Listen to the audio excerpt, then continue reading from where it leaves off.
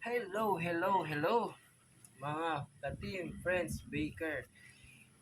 Deserve ng change oil yung aking Venturi 500 dahil nakadami na siya ng kilometers na itinakbo niya. Nasa 6,000 kilometers na ako at kailangan ko na siyang i-change oil ng pangatlong beses na. First yung 500, then 1,500, then 3,000, then pang 5,000. So, pang-apat ko na pala itong na-change oil dapat, no? So, ayan, yung filter ko is 961. Ayan, maliit na filter lang siya, guys. Medyo masakit-sakit sa bulsa dahil 961 ko lang. At yung 3 liters ng Motul na engine oil, guys. So, ayan, ako ngayon ay mag-change oil para may biyahe ako after this. No, pupunta akong Silago.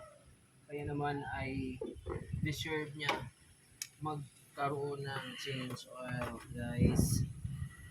Ayan. Wow.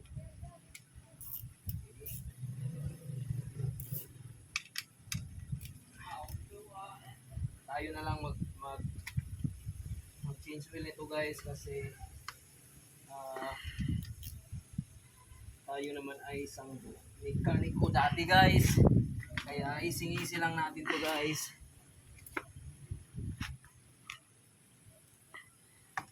Yes. Maluwag na. Deserve niya yung change oil ngayon, guys.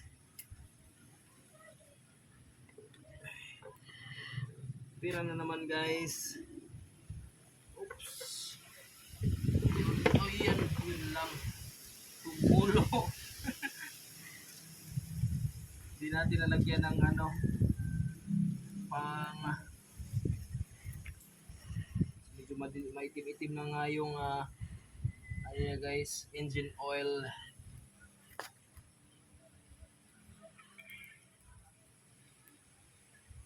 Drain lang natin, then antayin natin mamaya pag tutulo na siya ng maayos. So, yan na muna, guys, at maraming salamat. Thank you.